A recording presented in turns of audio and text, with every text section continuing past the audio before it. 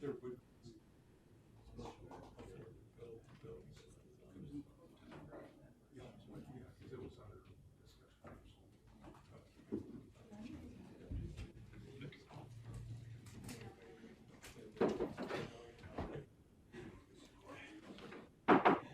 Seeing at 6 p.m., I'd like to call the January 19th regular meeting of the Kenai City Council to order.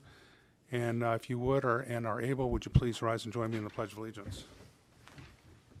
I pledge allegiance to the flag of the United States of America and to the republic for which it stands, one nation, under God, indivisible, with liberty and justice for all. Clerk, please call the roll. Councilmember Winger, Present. Councilmember Naxted, Here. Mayor Gabriel, Here. Vice Mayor Glendenny, Here. Councilmember Baisden, Here. Councilmember Sonart,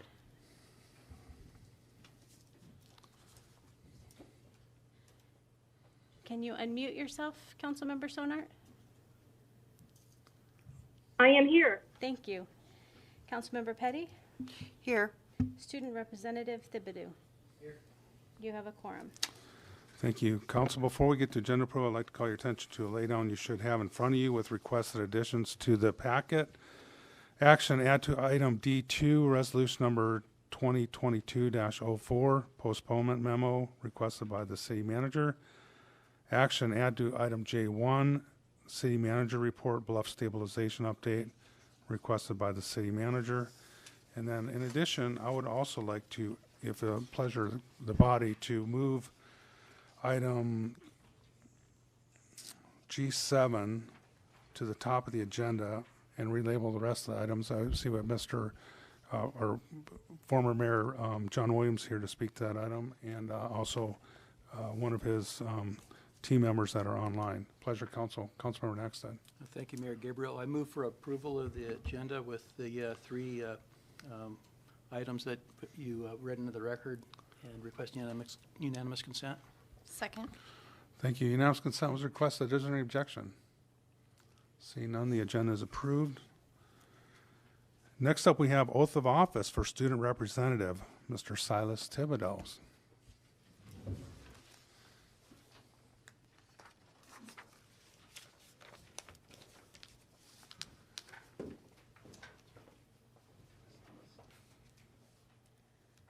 Please raise your right hand and repeat after me. I, Silas Thibodeau, I, Silas Thibodeau, do solemnly affirm do solemnly affirm I will faithfully and honestly I will faithfully and honestly perform the duties of Kenai Kenai City Council Student Representative Kenai City Council Student Representative by representing Kenai Central High School by representing Kenai Central High School through communicating with student council members, through communicating with council members, seeking feedback from from other students, and providing information providing information and viewpoints to the Kenai City Council and viewpoints to the Kenai City Council on city issues affecting young people. on the city issues affecting young people. Thank you.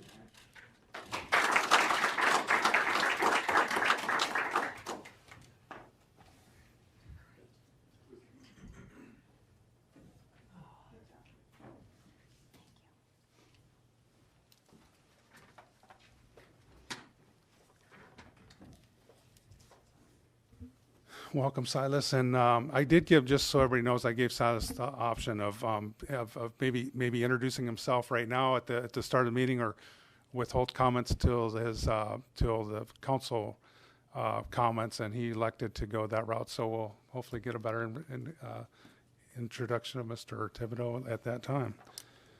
Next up, we have consent agenda. Pleasure of council. Councilmember Naxted. Thank you, Mayor Gabriel. I move for approval of the consent agenda.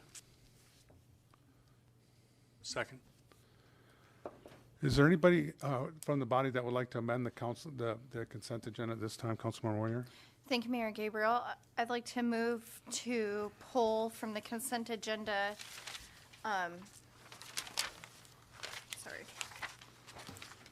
Ordinance 3267-2022. Thank you. Is there anybody else that would like to amend the consent agenda at this time? Seeing none. Request unanimous consent. Thank you. Unanimous consent was requested. So we will take up that item as it appears on the agenda in that order. Ms. Sainer, would you please read the consent agenda into the record, please? Thank you, Mayor Gabriel. Approval of the regular meeting minutes of January 5th, 2022, brought to you by the city clerk. Work session minutes of the work session of January 10th, 2022, brought to you by the city clerk. New business, action approval, bills to be ratified, brought to you by the administration. Action approval, purchase orders over $15,000, brought to you by the administration. Ordinance number 3268, 2022, increasing estimated revenues and appropriations in the Water and Sewer Special Revenue Fund and authorizing a purchase order increase to Alaska Waste for sludge disposal service at the wastewater plant, brought to you by the administration. Ordinance 3269, 2022, amending Kenai Municipal Code, Section 7.30.020, land sale permanent funds, to identify the circumstances and limitations on the use of derivative investments and to add 2 new classes of assets to the lists of authorized investments and to codify the applicable benchmarks by which these asset classes will be measured and evaluated. Brought to you by the administration, and that is your consent agenda. Thank you, Madam Clerk. Is there anybody in the general public that would like to speak to any item that is on the consent agenda that was just into the record? Seeing none, I'll bring it back to council. Unanimous consent was requested. Is there any objection? Seeing none, the consent agenda is approved. That brings us next to scheduled public comment, which we have none. Next up is unscheduled public comment. Is there anybody from the general public that would like to address the council at this time on any item that is not on the agenda or consent agenda? Mayor Yes, Williams? Mr. Mayor, with the pleasure of the council, I would like to address you. Yes. All right, thank you.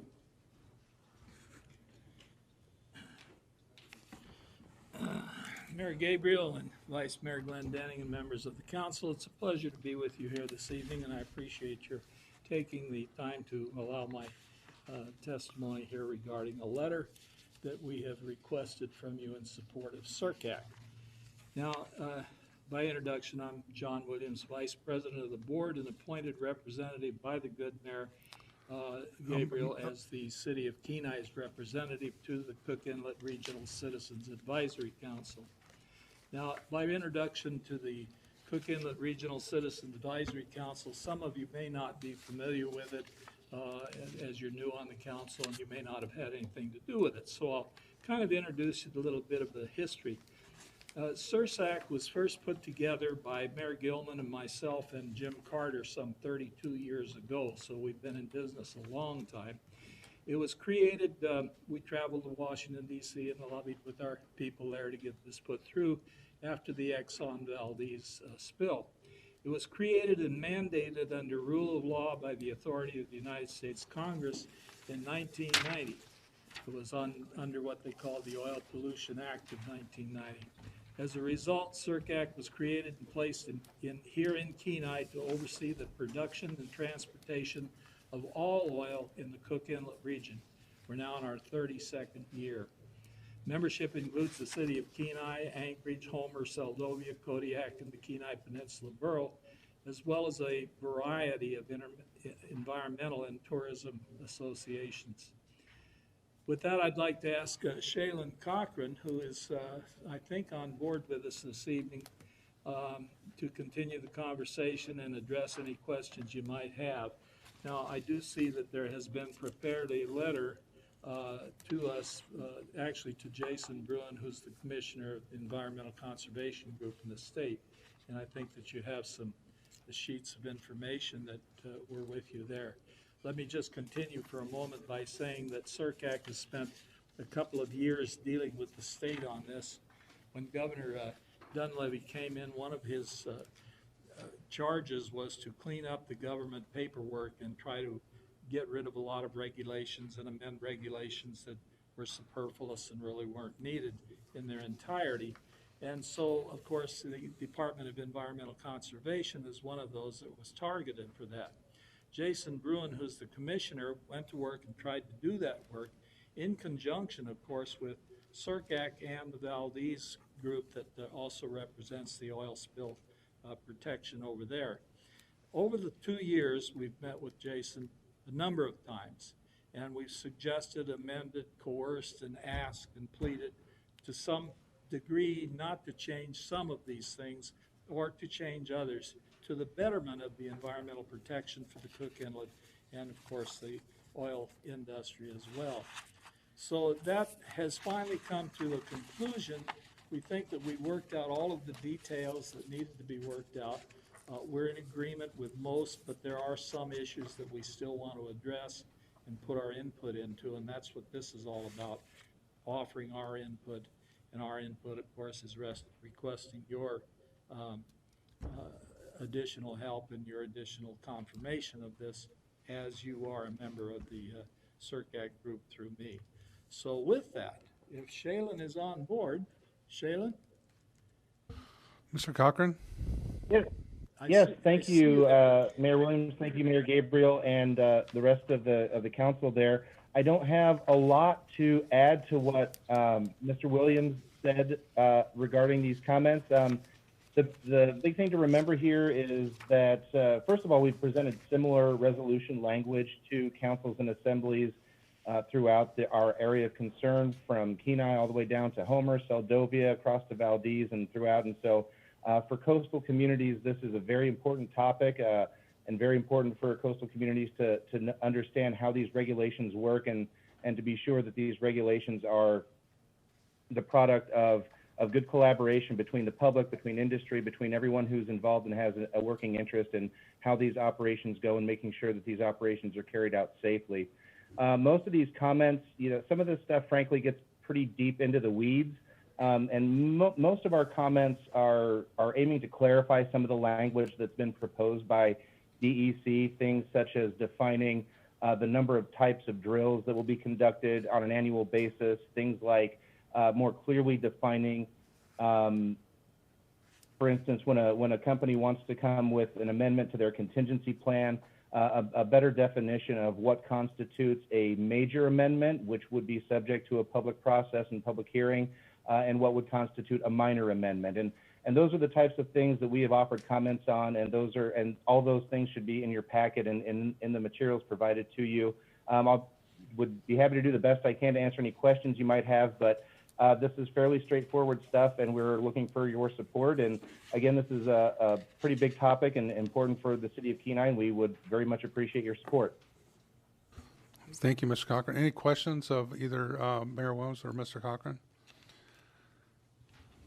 Councilmember Naxton. Yes, thank you. Just kind of a question on the major amendments. What is the process for a major amendment if an ownership or operator were to change?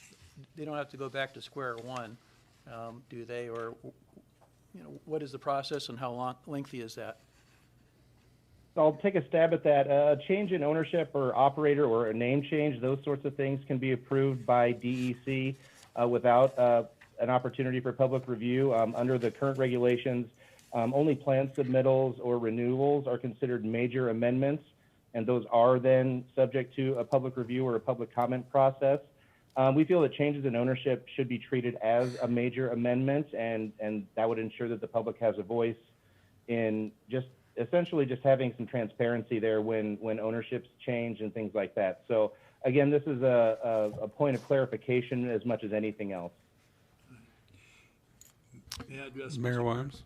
Yeah, the question of ownership has become quite a concern to all of us at CIRCAC, of course, because ownership in the oil industry here in the Cook Inlet is slowly dwindling as to the numbers of owners. We're down to one corporation that owns virtually every platform in the inlet except, I think, for one. We have one company that owns one drilling rig down south of us in Ilchik Way, and that's Blue Crest. And we have one owner that owns all of the remaining assets of ConocoPhillips and the Tesoro refinery. So it's not as though we were dealing with a great number of members anymore in this organization. It's slowly condensing itself, and that's something that we really have to keep our eye on, because it requires that the condenser of all of this thing pay particular attention to the same rules that we've all paid attention to all these years. We don't want them to diminish their responsibility when it comes to transportation and production of oil. So, thank you. Any other questions of the body? Councilmember Mason. Thank you, Mayor Gabriel. Mayor, so if I remember right, when I was out in Nikiski as a fire chief, it seemed like SERCAC also would sponsor some of the marine firefighting that took place with the group out of Valdez. Am I thinking of that proper? That's correct in that we would join and participate with CISPRI. CISPRI is the primary operator of all the recovery equipment, and they do the major practices. If we have a major oil spill, they are the primary responder on the Cook Inlet. We also join them as part of the oversight and, with the exercises. They have the major exercises that we're talking about here. And Mayor, I just bring that up because I know Nikiski, Kenai, and CS have all benefited from the partnership when it comes to the marine firefighting capabilities and the training that was provided. So thank you. Thank you. Any other questions or comments from the body? Seeing none. Thank you, Mr. Cochran and Mary Williams, for your time and input on this. I know this morphed a little bit. Vice Mayor Glendenning had brought this to my attention when I was on vacation. When I got back, I started diving into, because the draft I got was for the Kenai Peninsula Borough, and it was a little technical. It was a little concerning with folks maybe not understanding what they were voting on here, because there were some Alaska statutes and administrative code listed in there. Conferred with the mayor of Homer and some other folks to maybe just accomplish the same thing, but put it in a form that is somewhat more understandable, I suppose. And it was funny because everybody I talked to said that the only people that understand these regulations are the people that deal with these regulations. So it's not just us. So anyway, it was an attempt to keep the level of environmental protection that you people have worked so hard for at a certain standard. Mr. Mayor, you're absolutely correct. You talk about going into the weeds. When you get into the Department of Environmental Conservation and start going through their rules and regulations, remember I said it's been a couple of years that we've been working on this. I have two gentlemen, Shaylin Cochran and Vinnie Catalano, whose life is dedicated to pouring through these regulations and taking them line by line and looking at what they really say and how they're to be implemented and how they're to be taken care of. You guys are to be complimented on the effort that you put into it, because it is a task to keep up with state regulations. Very good. I guess I will note, Miss Councilmember Sonar, do you have any questions or comments?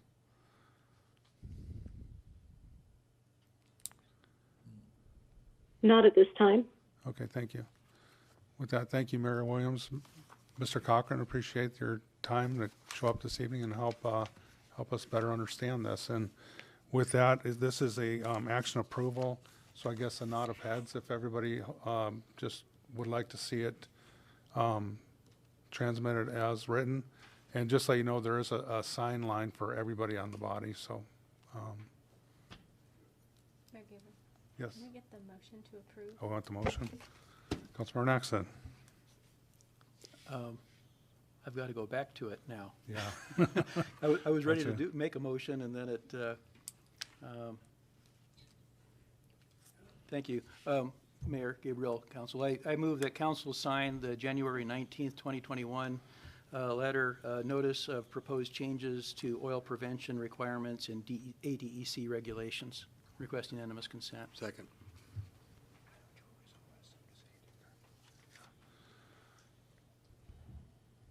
Unanimous consent was requested. Is there any objection? Seeing none, this action item to send this letter to Commissioner Bruni as written is approved. Thank you. Thank you very much, Council. I certainly, and on behalf of CERCAC, we appreciate your support. Thank you. So we did sort of jump out of order there, but since Ms. Mayor Williams is on a roll, let him just continue. So we're still on unscheduled public comments. Is there anybody from the general public that would like to address the council at this time on any item that is not on the agenda or consent agenda? Mr. Rizzo. Thank you, Mr. Mayor. I don't really relish the idea of following Mayor Williams, but here I I really just wanted to come by this evening and kind of give the council an update on where Triumvirate Theater is at with this capital project. Currently, we are just shy of a year since the fire happened, and we have, thanks to a large donation from the Rasmussen Foundation, which you were all given notice of, we currently have $1.4 million in cash, and then about another $369,000 in in-kind donations. That is including the property that the city of Kenai approved to be donated for the purpose of putting the building up. Almost for sure, we are not going to be able to break ground by this coming summer. A lot of these large foundations that we're applying to are going to take some time to consider our proposal. For example, the Murdoch Trust, who we're asking $500,000 from, told me that they won't give us an answer on that until April, May at the earliest, probably more like July. Like I used to tell kids when they would fill out scholarship forms in high school, now is the time. You'll never ever have the opportunity to raise money for your college education than right now when you're a senior in high school. Because once you graduate, once you go across that stage, that's it. We don't care anymore. You are on your own. You're working stiff just like the rest of us. But until that point, you're a high school kid, and we're going to do everything we can. So that's the same true with capital projects like this with the grant. Once we break ground, they're going to see that funding as a totally different kind of funding. So for capital campaigns, it's like we can't really do anything until we have maximized as many donations as we can get. So our hope is that by September, we'll pretty much have a really good idea of how close to the $4.7 million we are, which is our target. And then from that point, we can hand that over to our architects and engineers, and they can tell us what size of the building, what this building can look like for the amount of money we've been able to raise. So I think if we can get to the $3 million mark, we can certainly build something. What that will be determined by a whole bunch of factors. But the number one is how much money are we going to be able to raise between now and September. So, I guess that's a long way of saying I'm going to be back to ask you for an extension on that land donation eventually. We don't need to do that right now, but I did want to give you an update of where we're at. So if anybody has any questions, I'd be glad to answer them. Thank you, Mr. Rizzo. So you're shooting for 2023? We're shooting for breaking ground 2023. Very good. Any questions of Mr. Rizzo? Comments? Councilman Winger? Thank you, Mayor and Gabriel. I just wanted to say thank you for coming and giving us an update. I know this hasn't been the easiest journey, but just appreciate all you're doing for the youth and the community, bringing this project forward, and I do look forward to the groundbreaking in 2023. Thank you. Councilmember Patty. Yes, Mr. Rizzo, I would like to say thank you for understanding the fundraising process and utilizing the groundbreaking opportunity to our community's best interest. So thank you for doing that, and when you bring that forward to postpone, I'd be happy to oblige. So thank you. Thank you. Any questions? Any other questions, comments from the body? We have Ms. Sonard, Councilmember Sonard. Mr. Rizzo, thank you very much for coming forward tonight and updating us. And just a point of clarification, I think the satellite glitched when you gave your target goal. Did you say 4.7 million? Yes, unfortunately I did. Okay, I just needed that clarification. But thank you for providing our community with all of the activities and the shows for the young people. It's really appreciated, so thank you. Thank you. Thank you, Mr. Rizzo. And I guess I would add, if there's anything else we could do to help as far as resolutions or things like that that might help your grant applications, maybe certainly get with me and we can move forward on those. Right. One of the things that I have been musing about, and I'm still trying to get some information, which probably is not available right now, is how this money coming in from that's coming into the Denali Commission and some of these other entities, state entities, from this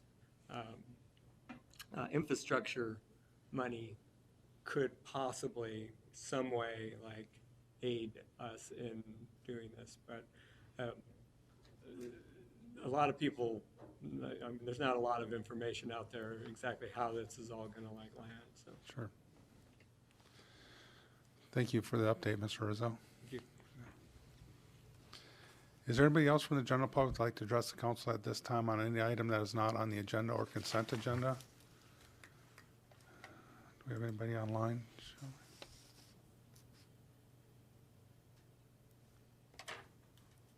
Mr. Catalano was just admitted, so you might. Who was that? Mr. Catalano? He was, Oh. Yeah. Oh, I think he's with SERCAC. I think I believe he's on his way to Costa Rica. yeah. I was going to say that ships might have sailed, I guess would be a good term to put there. So, seeing no one else at this time to address the council on unscheduled public comments, we'll move to public hearings. We have item D1, ordinance number 3266-2022, accepting and appropriating funds in the airport fund and accepting 2 grants from the Federal Aviation Administration under the American Rescue Plan Act of 2021, House Resolution 1319, Public Law 117-2. And I will note that there is a substitute for this. Pleasure, Council. Councilmember Naxton. Thank you, Mayor Gabriel. I move to enact ordinance 3266-2022. Second. Is there anybody from the general public that would like to speak to ordinance numbers 3266-2022? Do we have anybody online? I see no hands raised. Thank you, Mayor Williams. Seeing none, we'll bring it back to council. Comments from council. Councilmember Naxton. Thank you, Mayor Gabriel. At this point, I move move substitute ordinance 3266-2022. Request unanimous consent. Second. Second, unanimous consent was requested. Is there any objection? Seeing none, we now have substitute ordinance number 3266-2022 before us. Comments, deliberation from council. Councilmember Winger. Thank you, Mayor Gabriel. I just want to say I'm happy to see this come forth and move through. I've had a restaurant in the airport. I'm familiar with what it takes to run a location. You really do rely on the air travelers to pay for the overhead. There's a lot of overhead in a restaurant, just with all the little things. So then you look at staffing. So continuing our efforts, I know we've been working with them in rent reliefs and different things through this entire pandemic. It's much appreciated. I know it'll definitely help, and I'm just happy to see this go through, and I'll be supporting it. Any other comments from council? Councilmember Naxton. Just a question for the city manager in that respect. In the in-terminal portion of this, obviously there is the restaurant and then the car agencies. Does it include the airlines, and who else might it include? Mr. Ostrander.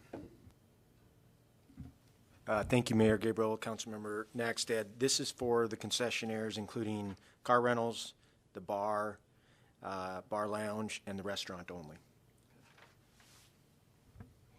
Any further comments, questions, deliberation?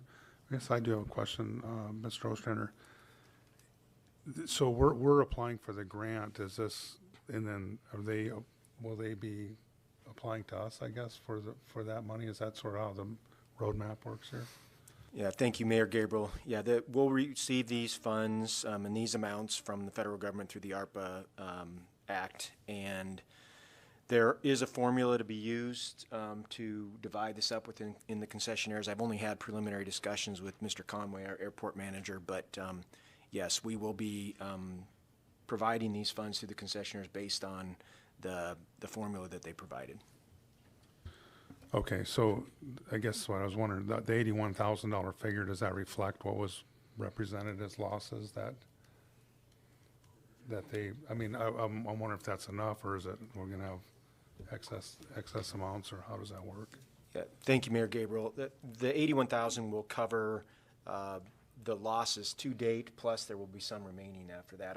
I'm not sure what the calculation that the federal government used for that number, but in talking with Mr. Conway, that will cover us up to the current date and then several months going forward. Very good, thank you. Any other questions, comments, deliberation? Seeing none, clerk, please call the roll. Councilmember Naxted, Yes. Mayor Gabriel, Yes. Vice Mayor Glendenning, Yes. Councilmember Baisden, Yes. Councilmember Sonart, Yes. Councilmember Petty, Yes. Student Representative Thibodeau, Yes. Councilmember Winger. Yes. You have 7 yes votes. Thank you. That brings us to item D2, resolution number 2022-04, awarding a 3-year contract for the purchase of Microsoft software. Pleasure, Councilmember Naxton. I move to adopt Resolution 2022-04. I'll second that. Is there anybody from the general public that'd like to speak to resolution number 2022-04? Seeing none, we'll bring it back to council. We'll note that there was a request to postpone from administration or lay down. Councilmember Naxton. Thank you. I move to postpone Resolution 2022-04 to our February 16th meeting. I'll second that. Request unanimous consent. Thank you. Vice Mayor Glendenning. Yeah, I will be supporting. I'm looking at the memo, and the date is 2021, and on our agenda is 2022. Did I miss something?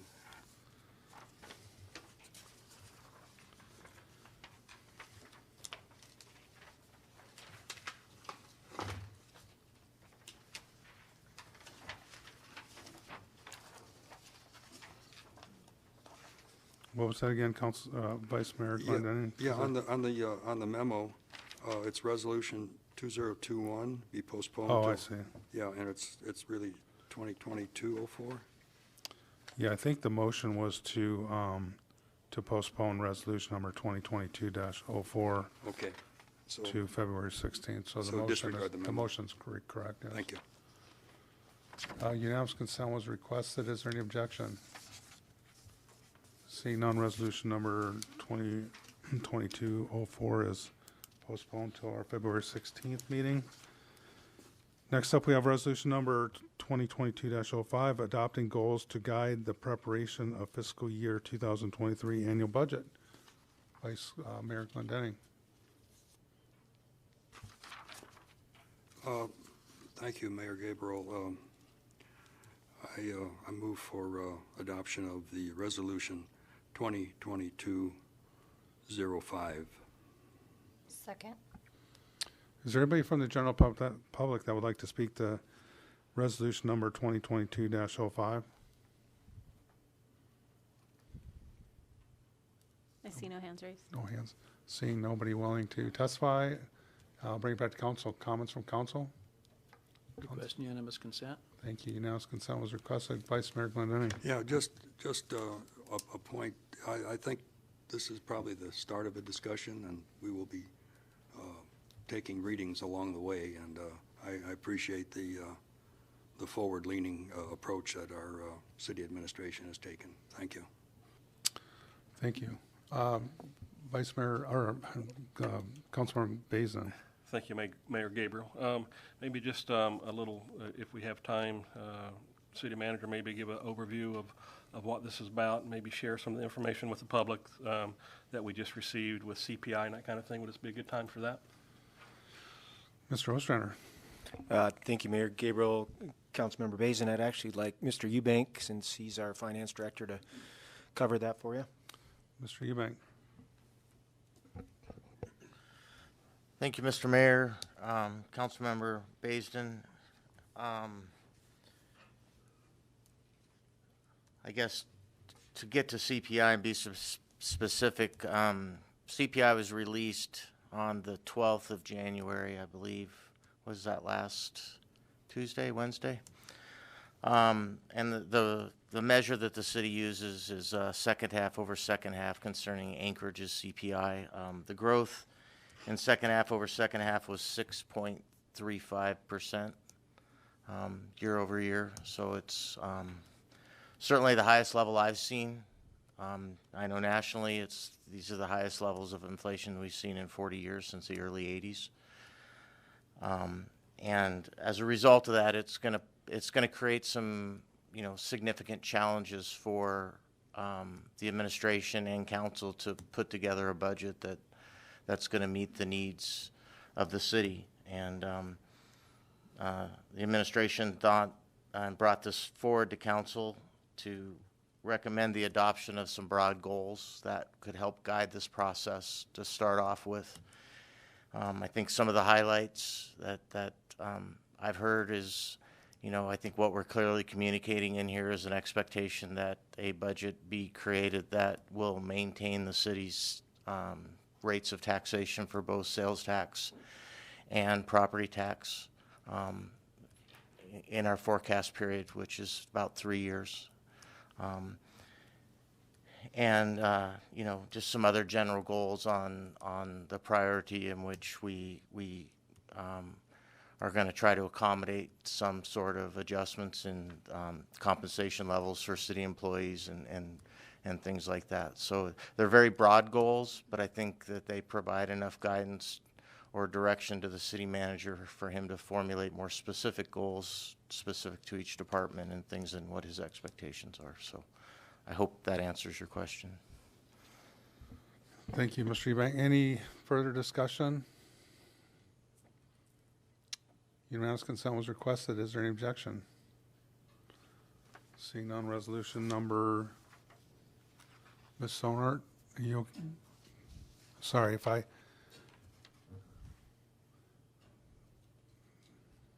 Yes, Mayor Gabriel? Oh, I'm just saying, I just wondered if you wanted to weigh, if you had any comment or anything.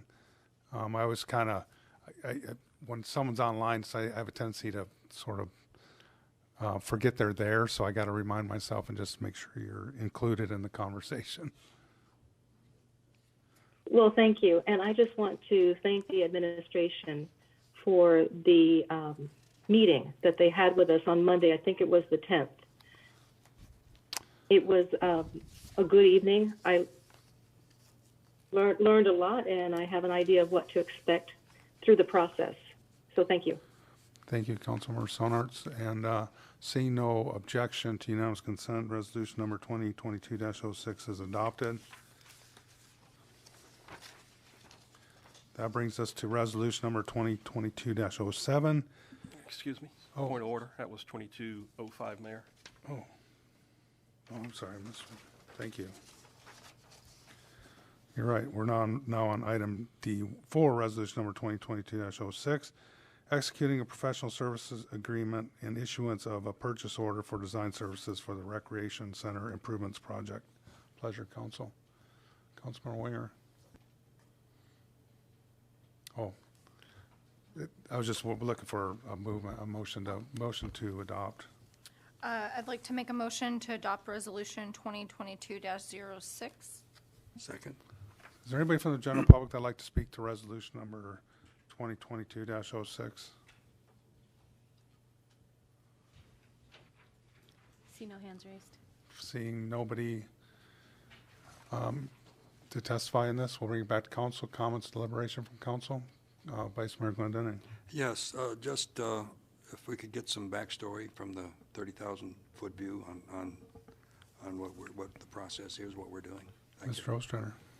Thank you, Mayor Gabriel, Vice Mayor Glendening. So this is money that was appropriated, I believe, portions of it in the last 2 fiscal years So what this does is it awards a contract for design services for a couple things at the rec center. The first is the complete roof replacement, which, as everyone here on council knows, is something that's long overdue. So we'll be designing the roof replacement. Also, along with that, corrections to the HVAC systems, including the rooftop units that are likely those that need to be replaced will be replaced during the roof replacement. Also look at the boiler and hot water systems, and then beyond that, a code assessment and planning for the facility as a whole. So this is the first step in these, what will be construction projects. In the priority, the first would be roof replacement, then HVAC systems, then hot water system, and the last part, of course, is not a construction project, but just assessment and planning of the entire project. So again, this is the first step in what is going to be a significant amount of improvement at that facility. Thank you. Any further discussion, deliberation? Request unanimous consent. Unanimous consent was requested. Is there any objection? Seeing none, resolution number 2022-06 is adopted. That brings us to resolution number 2022-07, accepting funding from the U.S. Department of Health and Human Services Provider Relief Fund through the Public Health and Social Services Emergency Fund provided by the Coronavirus Aid, Relief, and Economic Security CARES Act. Pleasure, Council. Councilmember Naxton. Thank you, Mayor. I move to adopt resolution 2022-07. I'll second. Is there anybody from the general public or online that would like to speak to resolution number 2022-07?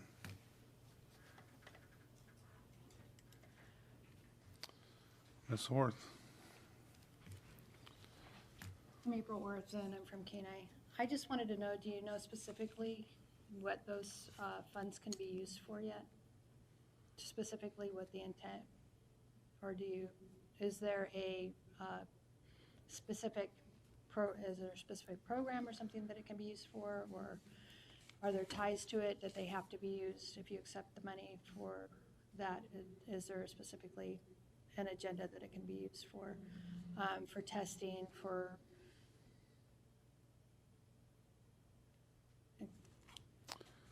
So this looks like it's related to revenue,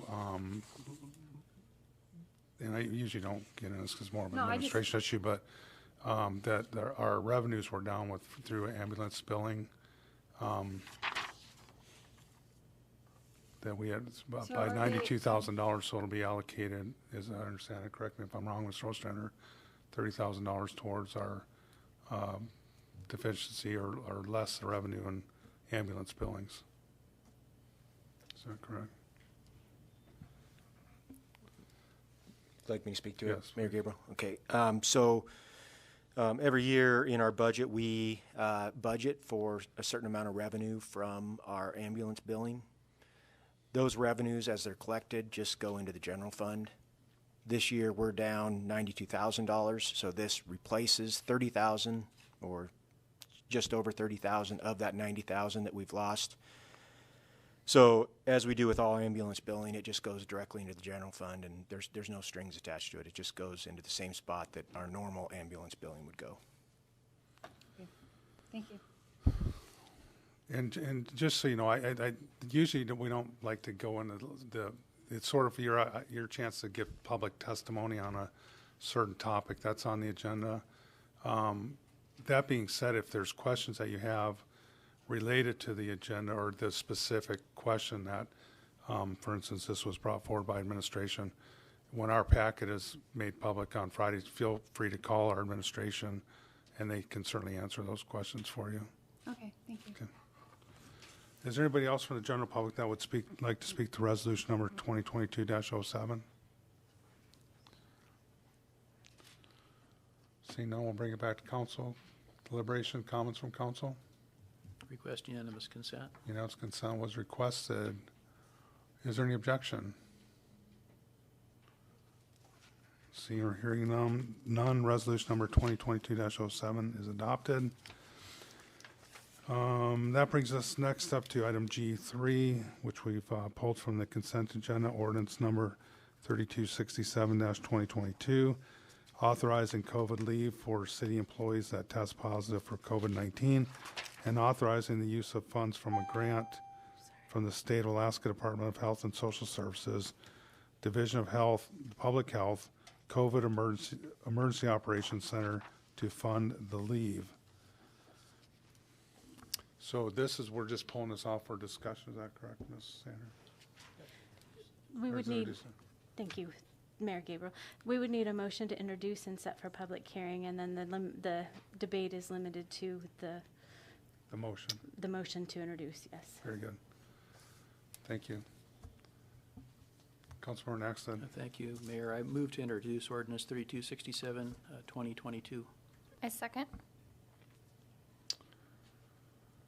Is there any deliberation from council on introducing ordinance number 3267-2022? It's second, it's on the floor. Mr. Ostrander, would you like to speak to this? Thank you, Mayor Gabriel, and if you would allow me just a little bit of latitude as far as what I'm discussing here. This ordinance, internally, we had discussed whether or not it was possible to hold it for both the introduction and the public hearing tonight. When we originally drafted this, we didn't think that it was necessary to get this in front of council for tonight because at the time the COVID numbers were significantly less than what they are today. We're now seeing significantly higher impacts this week than we did last year as far as employees that are impacted by COVID. And then certainly if you look at the statewide and local numbers, they're significantly higher. One of the things that I wanted to bring up to council, well, first of all, we discussed internally today if there was a way after this had been published in this way, if we could ask the council tonight to introduce it and hearing it at the same meeting. After a lengthy discussion, we determined that there wasn't really a way that was allowed, and it was primarily due to the fact that we didn't provide notice to the public. So because of that, what I am going to do, because I do think it's necessary to provide this leave immediately to employees to make sure we protect the public health and safety of our employees and get employees tested, and if they're sick, keep them at home so that we won't impact the services of the city. I'm going to provide, unless there's significant objection to council, I'm going to provide administrative leave from now until the hearing date on February 2nd. And then if the council ratifies it, then the grant funds that are proposed to be used for this could then be applied for these next 2 weeks that I'd be providing administrative leave. Thank you. And just so in plain speak, what this would still be on our schedule for a public hearing at our next meeting, as is. Okay. Just want to make sure people that are listening and following along understand where we're going with this. Councilmember Basin. Thank you, Mayor. If I could, through the city manager, could you give us an overview of where the city's at now, maybe just percentage-wise, what kind of uptick you see taking place with our employees? And I'm assuming the policy has probably changed over time from once you initially entered this until where we are today. You know, we talk about 5 days, we talk about 10 days. You know, does an employee after 5 days, kind of like the school district, they've brought it back down to where the threshold's changed, and if an employee tests and they show negative, they come back to work. Can you kind of explain some of that to us? Mr. Ostrander. Thank you, Mayor Gabriel, Councilmember Baisden.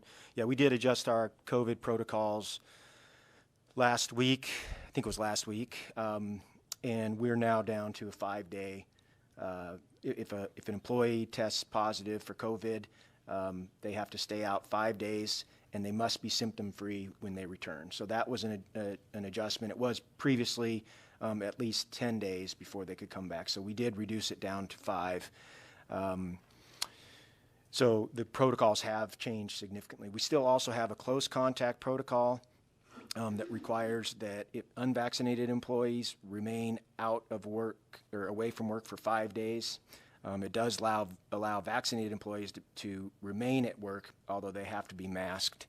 The reason that we went down that path is because we've been consistently following the CDC guidelines. Their incident management team met a couple times on this before we changed the protocols, and we determined that if we wanted to be consistent and continue to follow CDC protocols, that we wanted to keep that the same. I will tell you that in discussing it with the incident management team, that it's pretty evenly split split among the group whether or not we want to continue to maintain that same close contact protocol. There's significant movement towards a protocol that might vary from CDC that would treat both vaccinated and unvaccinated employees the same. For now, like I said, we have maintained to follow or decided to maintain CDC protocols, but you might see that changing in the near future. Councilmember Basin.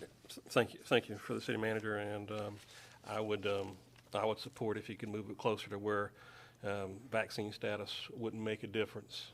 I think we see a lot of that taking place right now, and it sounds like with this variant that we're dealing with, it's kind of a different animal than the other one. So use your best judgment. Thanks. Councilmember Winger. Thank you, Mayor Gabriel. I too just wanted to address Mr. Ostrander.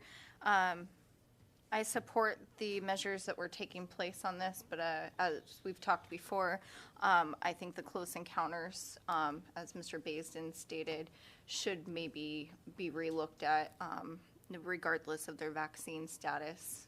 There's a lot of data that does show that a lot of breakthrough cases are coming within the vaccinated population as well. So treating one different than the other might not be in our benefit in the long run. So I would be in support of changing that up as well. Just kind of reiterating what Mr. Baisden said. Thank you. Councilmember Petty, you had your light on a minute ago, were you? No comment. Councilmember Naxton. Just a general question that, since we're talking, 5 days after a test, does this have to be a commercial test, or can they use a home test? And what does the city require? Mr. Ostrander. And through the mayor, Councilmember Naxted, right now we allow either a PCR test or an NAAT test, which are both commercial. We do have at-home tests, but we will not allow those to be used to determine if they're COVID positive. If they take an at-home test and it is COVID positive, they need to get either a PCR or an NAAT test. Councilmember Winger. Thank you, Mayor Gabriel. I just wanted to speak to this since I had originally moved to postpone this. I'm definitely in support of the COVID leave for city employees. Coming forth, I've worked with administration on when we bring this back to the body, kind of putting sideboards on the amount that we would be funding this at. I'd be looking at bringing it back at funding this COVID leave program with half of what would be in that grant. The grant was $220,000, so I would be coming back as well with the body of putting some sideboards on that we would fund this leave program at $110,000, and we are still waiting to kind of see what the use of those funds could be used for testing or therapeutics within our city. There's a great need to take some of the burden off the testing. This weekend, I got reports that the line was super long at Capstone. Some people were waiting 3 hours with their little kids in the car to get tested. Anybody up here that's a parent knows waiting in the car for 3 hours with little kids can be pretty brutal and painful, especially when you're not feeling well. So if we had the ability to use some of these grant funds, I would like to offer additional services in our community by testing and or therapeutics if it would be in the allowable use of those grant funds. I have been in talk with the program that's running out of the Golden Lion in Anchorage. Their program is kind of a one-stop shops. They allow testing, so you can go to the Golden Lion in Anchorage, you can get your testing done, you can get vaccines administered, you can get therapeutics, as well as getting a flu vaccine. They have the drive-through services as well as walk-in services. That entity would be highly interested in coming down and offering those services within our community and working with our city if we had grant funds available. And they give priority to first responders. So if any of our first responders were to become ill, they would be priority for testing, treatments, and as well as frontline workers. There's a lot of benefit to being able to get our first responders treatments right away. So that would be some of my intent going forward. They did say that out of all their testing in Anchorage, 50% of everyone they're testing is positive, and they're expecting that spike to increase in the next 2 to 3 weeks. So they're expecting us to definitely see a higher spike here in the upcoming weeks. And I think it's wise of administration to try to get ahead of some of these spikes when we know we'll have a great amount of employees out. And if we can utilize any additional part of this grant fund for preventatives and treatments, I'm all for that. Thank you. Thank you. And yeah, so I just want to be clear. I'm kind of providing a little latitude here, but we don't want to debate the motion here or the actual piece of legislation. But is there any comments in regard to the purpose of introducing that Mr. Oster alluded to provide the administrative leave in the interim and then come back and apply those funds? Any discussion regarding that? Okay. Councilmember or Vice Mayor Glendening? No real discussion, but thank you for the latitude in this, and I think we all understand more. Thank you for that. You bet.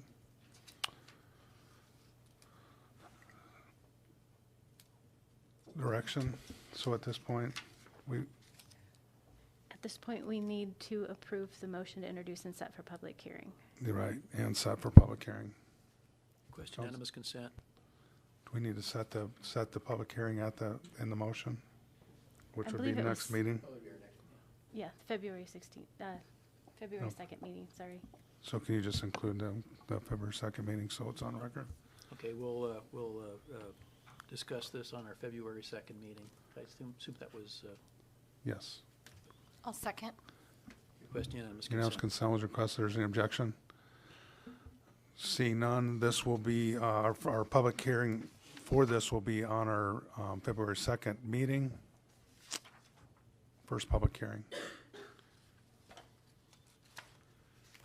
Next up, we have item G6, action approval, providing direction to the city attorney to file an amicus brief in United Cook Inlet Drift Association et al. Versus National Marine Fisheries Service et al. Pleasure, council. We have just a motion to maybe get that on the floor, a motion to provide direction. Okay. Clear? Councilmember Mayor, Axel. Sure. I move that we provide direction to the city attorney to file an amicus brief in the United States Cook Inlet Drift Association et al. Second. There's a second. I see Mr. Bloom has his mic ready to talk. Mr. Bloom, would you like to give us a little overview here? Sure. Thank you, Mayor Gabriel, members of council. So the update that I have for council is I have been in contact with the Department of Justice that is representing the defendants in this case, and they have told me that they will take no position, essentially consenting to us filing an amicus brief on behalf of the plaintiffs, UCEDA in this case. The judge did join both cases. One was filed by UCEDA and another was filed by two fishermen. They're taking separate legal tacks at the issue, and if council granted or decided that they did want me to file the amicus brief, I would do it just on behalf of UCEDA's case. The Homer case is more technical and has to do with the authority of commissioners not confirmed by Congress, which I don't really think is something the city wants to weigh in. The briefing schedule has been set, so the plaintiff's brief is due February 7th, and I believe we'd have 7 days after that to file our amicus brief. If council did want me to do it, I plan on limiting it to the factors that are evaluated under the Magnuson-Stevens Act, and specifically the factor that states that they have to evaluate what the local impact or community impact is. And our brief would be focused on the fact that they failed to consult us in their determination that there would be little community impact, and we think that they should go back and revisit that decision and in consultation with the city of Kenai. Very good. Any questions? That's all I have. Thank you. Any questions of Mr. Bloom? I guess I would just like to say that I do support that strategy. That's sort of focusing on exactly the purpose of what we would weigh in on as a coastal community and the effect of that decision on our community. So I appreciate your, basically distilling down really quickly down to that issue. And I will support the motion to provide an amicus brief in United Cook Inlet Association et al., which is the focus we want to be. Any further questions? Request unanimous consent. Thank you. Unanimous consent was requested. Is there any objection? Seeing none, the action to direct the city attorney to file an amicus brief in the United Cook Inlet Drift Association et al. Versus National Marine Fisheries Service is approved. Thank you, Mr. Bloom. Next up, we have. Thank you. We've already done item G7. We moved that to the top of the agenda. So we are quickly to Commission Committee Reports. Council on Aging. Thank you, Mayor. Council on Aging met on January 13th. Unfortunately, they did not have a quorum. That particular council has a total numbers a seat of 9, which is different than all of our other commissions or committees.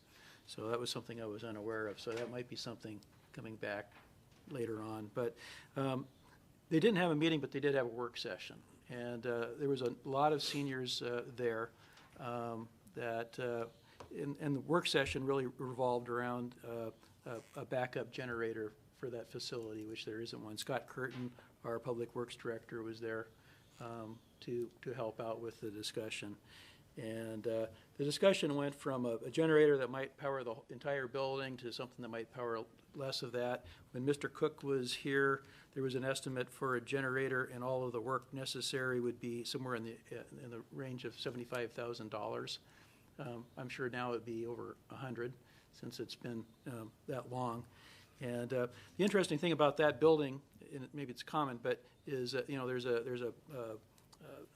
where the main panel is and everything, but every room has a panel too, so it would require wiring to all of those places. So what I believe Mr. Curtin is going to come back with and go through administration just to find out what a cost might be for a generator that would provide heat.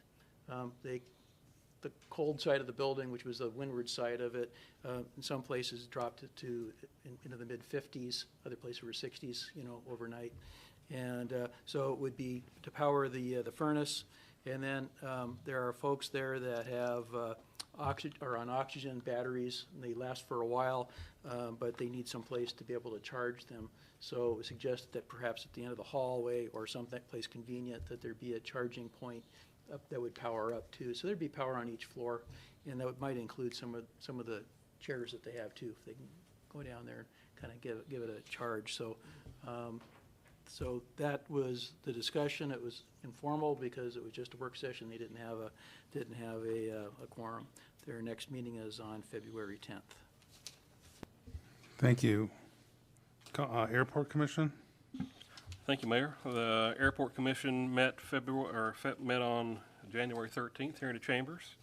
They had a full showing of members. I think that's the first time in the last few months that they were able to meet and take action. They did take action on the land management plan. City manager was in attendance and helped them with a couple issues, and they made a few amendments, and they passed the land management plan unanimously. So that was good work on their part. And the next meeting is February 10th. Thank you. Harbor Commission. Thank you, Mayor Gabriel.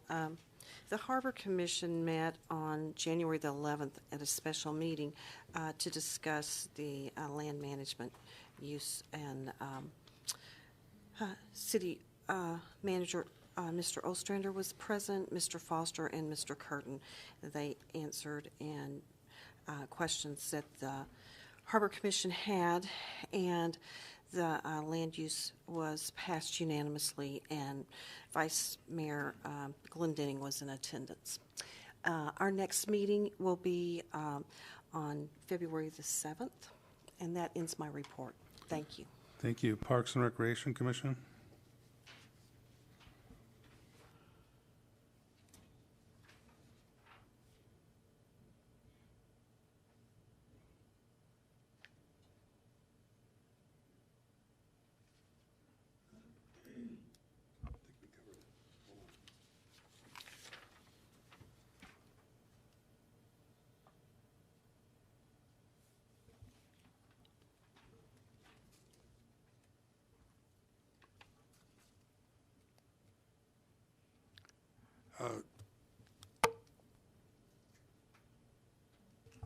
Yeah, there was.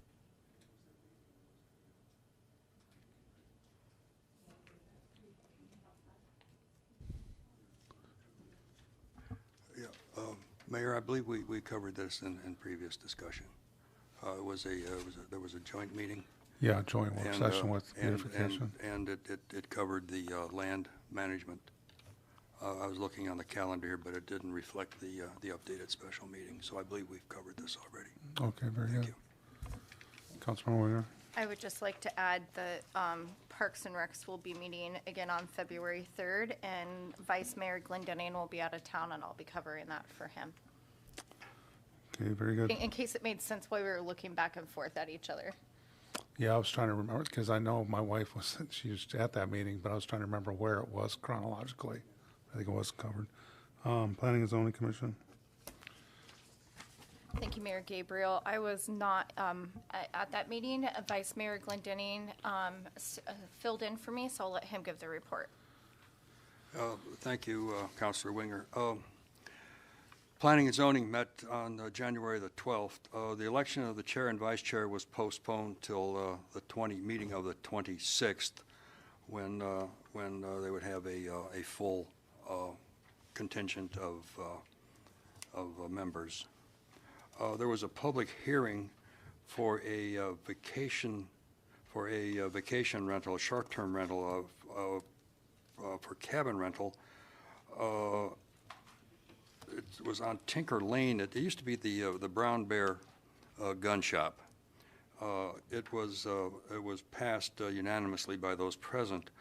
There was two requests, actually, for a speed limit for that area. And our city manager, Ostrander, was in the audience and fielded with the testifier that there is a school zone, and then there's a 25-mile-an-hour zone. And he will make sure that the signs are dusted off and properly presented. But the testifier was satisfied with his response. There was a question about on-site management, and it was noted that there would be daily, can we say, changing of sheets and cleaning of this one cabin, only to be one cabin, only to be one building, and that there would be plenty of oversight. The owner of the project is a local and does look in on it also.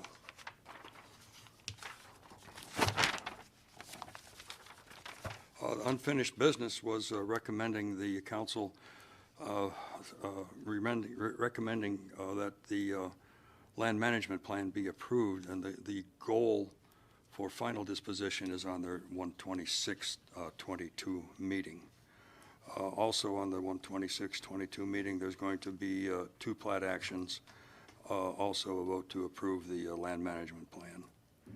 And also on the 20th, which is tomorrow, there will be a work session here in Chambers at 6 p.m. And the public was published on the 13th. And with that ends my comments. Thank you. Beautification Committee? I believe it'd be the same thing. There would be no report because they met. Go ahead, Councilor. Vice. She's there. Yeah. Oh, there she is. Hello, Councilmember Sonart. Hi. Thank you, Mayor Gabriel. The Beautification Committee met on January 6th in conjunction with Parks and Rec for continued work on the land management plan. Thank you, Ms. Sonart. Appreciate that. Next up, we have Mini Grant Steering Committee. There is no report. Under report of the mayor, I've got a few things here. Probably the first thing, and I don't mean to steal, but I think it's so exciting. Today we learned that we had $28 million awarded to the city of Kenai to receive $28 million in infrastructure investment job acts fund for the Kenai River Bluff Stabilization Project. So for all you folks that have been sitting at home and probably look like Rip Van Winkle right now, waiting for this project to come to fruition, and I'm sure Mr. Ostrom will have a lot more to say about it than I do, but it looks like that boulder is finally cresting the top of the hill there, and definitely seeing a light at the end of the tunnel. I wanted to also report that on the 11th, I met the Seabelt group that we formed, which is Coastal Community cities have sort of like I said, if you remember right, the rail belt equivalent, and went over some of the needs moving into the legislative session. It sort of ties in, and if you may have recalled, I probably should have led with this actually, that I had applied for the Alaska Bycatch Review Task Force as the coastal community mayor seat, and I was selected. I was notified the Friday before that, so it was a good segue for me to be able to interact with the coastal communities and let them know if there was any, since I do represent that demographic, that I do get their input on what they would like to see or what concerns that they have regarding task force. So I just notified today that our first meeting will be January 28th. Everything will be virtual, it sounds like, or for the most part. So there'll be really not any really, I represent Coastal Community. I don't really represent the city of Kenai, but not necessarily this body.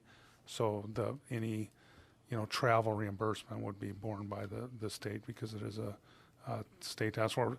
So it'll be an interesting process. I can guarantee you that, and it'll be interesting how we sort of drill down into the important areas that we need to provide recommendations for.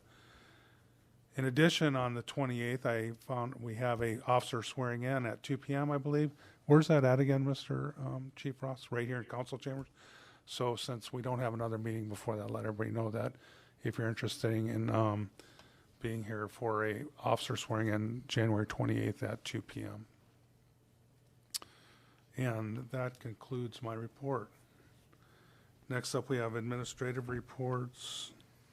City Manager, Mr. Osterner. Thank you, Mayor Gabriel. On the 6th of January, I was able to attend the Industry Outlook Forum. I wasn't able to attend the first half of it, but I was able to attend the second half. I just wanted to thank KPED for the amazing job they do with that every year. This year was no exception, and I also want to thank them for having it here in Kenai. I know next year it's in Homer, and I certainly hope to be there. Also want to let council know that on the 7th of January, we had our Kenai Waterfront Assessment Study Kickoff meeting. So that's those are the monies that were appropriated by council several meetings ago that we're working with the McKinley Group. It was a good first meeting. They're actually scheduled to make a site visit here next Friday on the 28th. We did discuss during that first meeting, because of the spike in COVID, that we may have to delay some of the community meetings, the in-person community meetings where they'd come down here, primarily because we want to make sure that we're assuring the greatest participation as possible. So pushing that back until we get over this hump of COVID probably makes some sense. Several of the commission liaisons talked about it tonight, but I did meet with all 4 commissions, the Harbor, Airport, Parks and Rec, and Beautification over the last week, and discuss the land management plan. And I just wanted to say that they're excellent meetings, excellent questions, and recommendation that comes out of those groups. All 4 of those did pass resolutions for council's consideration. And as Vice Mayor Glendenning said, Planning and Zoning has a work session here tomorrow, and they hope to take up the resolution at their meeting of the 26th. One other thing I want to make sure council knew, we're enrolling in the Department of Health and Social Services Water Assistance Program. This is a new program that the state has that provides assistance from the state. So this is state funds for utility members that are most vulnerable. So those that may not be able to make their utility payments during the winter, this is a state program, they can apply for that.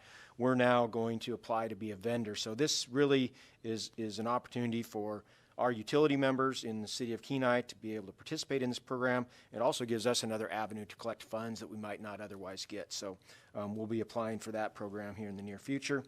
And then, as I always do, the last item on my report is the bluff. And actually, the only thing I wrote down on my thing here is $28 million. So, but I do have more to share. So I did talk to the Corps today, talked about scheduling of this. And there's still some things that we need to do as a city to be able to bring this project to fruition. The $6.5 million that was in the governor's budget is really important for us to meet that match.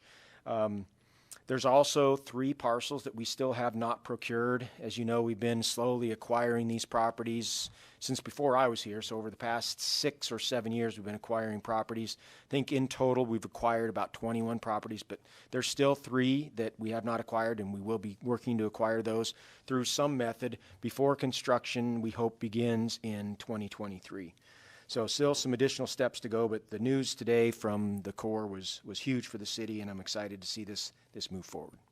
And that's all I've got, but I'm happy to answer any questions. Councilmember Winger? Thank you, Mayor Gabriel. Thank you, Mr. Ostrander. On that water assistance program, our body passed some payment plans for individuals that were behind or looking at shutoffs. Would they qualify under a payment plan? Would they qualify for that program? Mr. Ostrander? Thank you, Mayor Gabriel. Councilmember Winger. I haven't dove into this far enough to know if they're on a payment plan, if they would qualify. Mr. Eubank has looked at this more closely than I have. He might be able to provide some additional insight into that, but it may be that we don't know the answer to that question yet. Mr. Eubank? Yeah, thank you, Mr. Mayor. Councilmember Winger, I don't know specifically if they go back to existing bills or not. Like the city manager said, this really just allows us to become an authorized vendor, meaning the state can issue payments to us and on behalf of those that do qualify. So I don't know their exact parameters for qualification. Thank you, Mr. Eubank. Could we get an answer back to the body if they're not the existing bill that they're in payment, but any current bills, if those would be within qualification for the program, or just not at all because they're under a payment plan on an previous bill? Could you get us some sort of direction when you find out a clarification?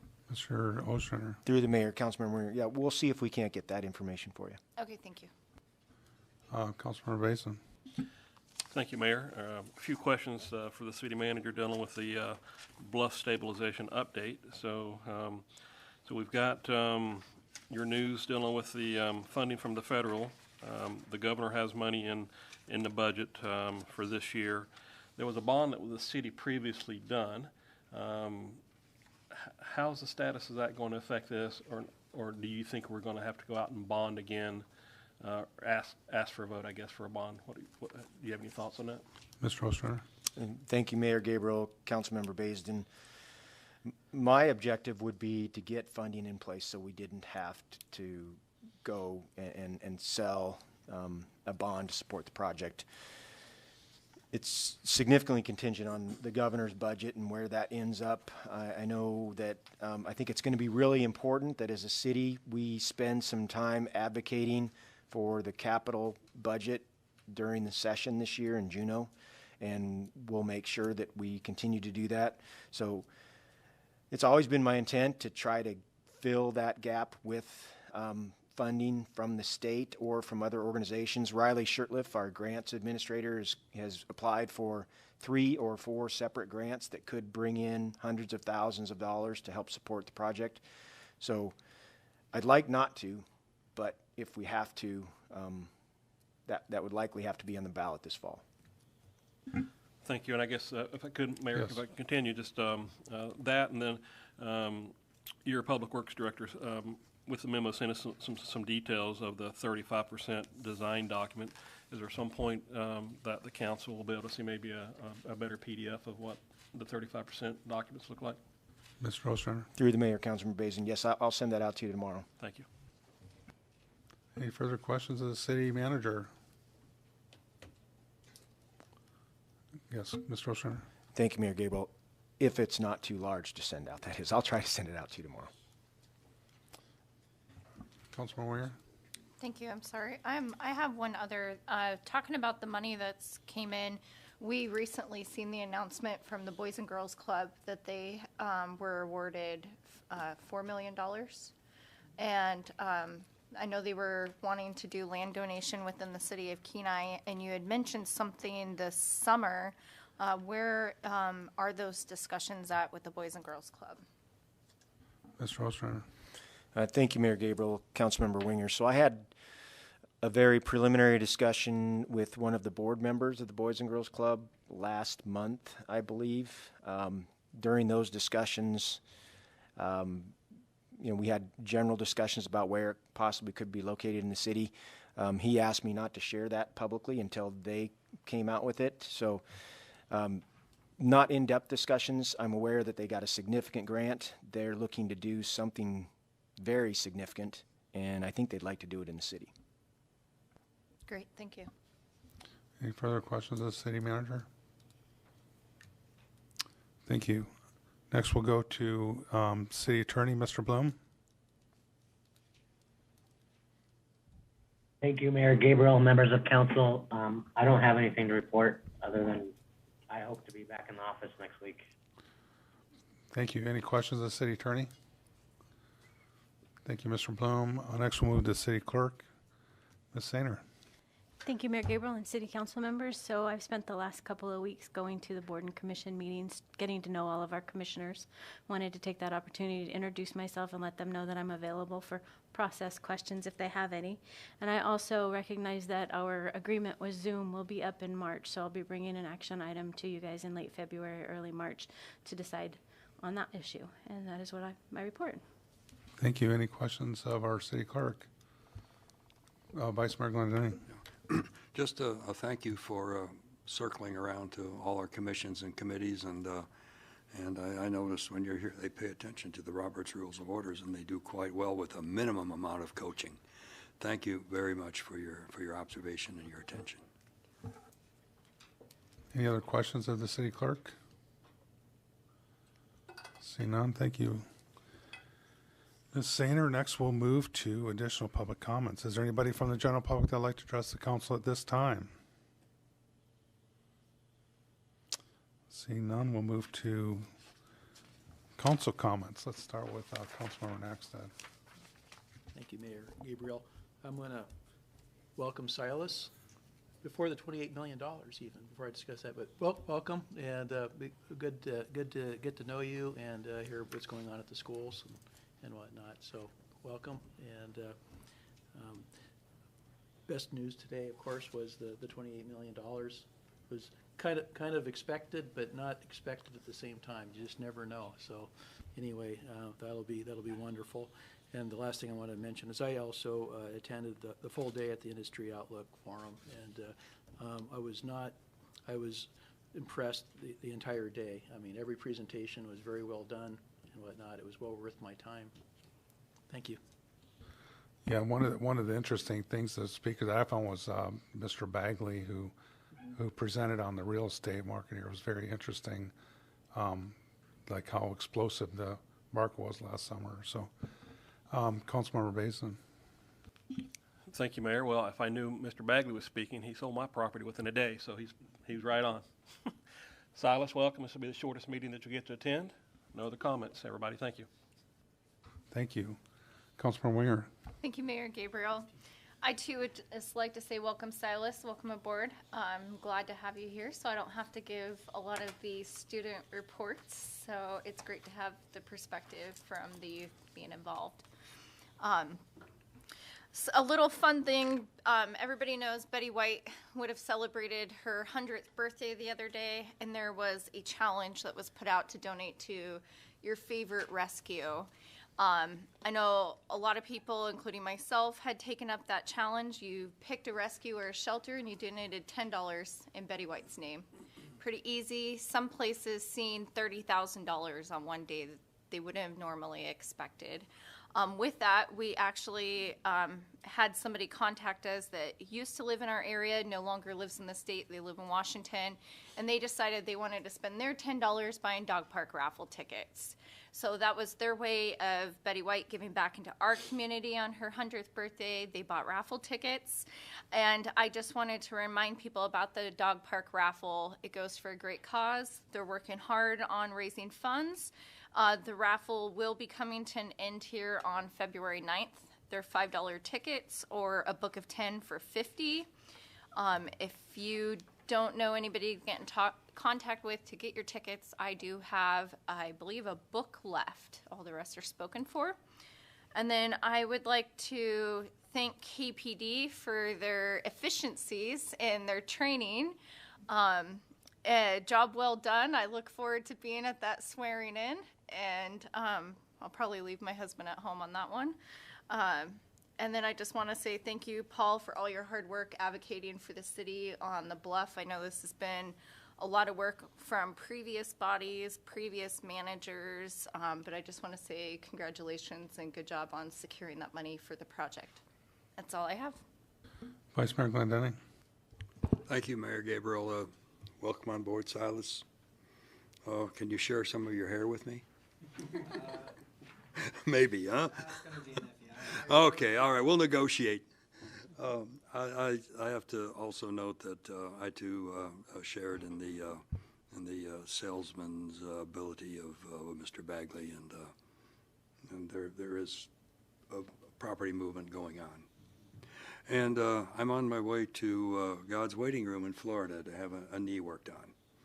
Okay, not that I'm going to meet him right away, but that's what they call Florida, the part anyway that I'm going to. A lot of old people getting tuned up, and it's quite more of a process than I would imagine. I still have more hoops to jump through, but I believe I have everything ready to go and as good a shape as I can be in. So I'll be back middle of February sometime. Thank you. Well, good luck with that, Vice Mayor Glendenning. Student Representative Thibodeau. This thing is on, right? Yes. Okay. Just want to make sure. Hello. I want to thank you guys all for allowing me on this and giving me such a warm welcome. I was really nervous at first because this is probably the biggest thing that I've ever been a part of, and I want to say I'm really glad that I'm able to represent the school because I try and be friends with everybody at the school. So I want to make sure that things are going on that everybody would appreciate at the school. Currently at the school, we're having the Spirit Week next week. Which is we just do different things for different days of the week to all show our school spirit. We're also having Peach Fuzz on Monday, which is, I guess the easiest way to put it would be men's volleyball is basically what Peach Fuzz is. And on February 26th, we're thinking of having a skating night because we can have the dance or the winter formal, which I can understand that. For sports, the cross-country skiing team is going to Homer, I believe, this weekend. So we wish them the best of luck. And end of February, they're going to state championships. So that'll be fun. Baseball practices have just started up Monday and Wednesday. And I also want to thank you guys for going through with the rec center with cleaning it up, because a lot of the students there that do football, sports, all of that really like to use it, and as well as the coaches really like to use it weekends and all that. So I want to thank you guys for patching it up. And hockey is also going to state in a couple weeks, so we wish them the best of luck. Wonderful. Thank you. Thank you, Student Representative. You did a bang up job your first report there, I gotta say. Very well done. Councilmember Petty. No, Mr. Thibodeau, welcome. We're pleased that you're here. Congratulations, Mayor, on your appointment to the task force. Thank you for representing our community All I can say is, yes, thank you for the $28 million for the bluff erosion, and we can commemorate this day for hearing it. So that is most excellent, but our work is just beginning. I too attended the Industry Outlook Forum, and CAPED did an excellent job, and it was wonderful to be able to showcase our community to our neighbors, and it was wonderful to have everyone here and welcome them personally to our community. I'm hoping that the work session that was over at the Council on Aging, that will move forward with that generator. I would like to think that the heat for our elderly is nearly as important as dog parks. So I wish Mr. Glendenning the very best in his recovery process. Safe travels, and look forward to your return. And that ends my report, or my comments. Thank you. Thank you. Just a reminder that we have, Councilmember Sonard. Just a reminder that we have Councilmember Sonard online, and it's her turn to speak. Thank you, Mayor Gabriel. First, I would like to welcome Silas to being on board with our council. Congratulations, and I'm sorry I could not be there in person tonight to watch you being sworn in. As you were taking your oath, I was thinking, oh, what an opportunity for us to play a Star Spangled Banner duet down the road. What do you think? Maybe. Of course, we could always arm twist Vice Mayor Glendenning and Council Member Nackstedt into playing with us, and then we could actually make it a quartet. So we'll see. Mayor Gabriel, congratulations for your assignment to the Governor's Task Force Committee there on the bycatch. It was pretty cool. And Mr. Ostrander, thank you for all your work on the Bluff Erosion Project. 28 million reasons to be very excited tonight. Thank you very much. And Councilmember Winger, if you will please hang on to 4 dog park tickets for me until I get back, I would appreciate it. I can do that. So thank you, everybody, for your thank you for your well wishes and your thoughts. I look forward to getting home. Thank you. That's all I've got. Thank you. Godspeed, Councilmember Sonard.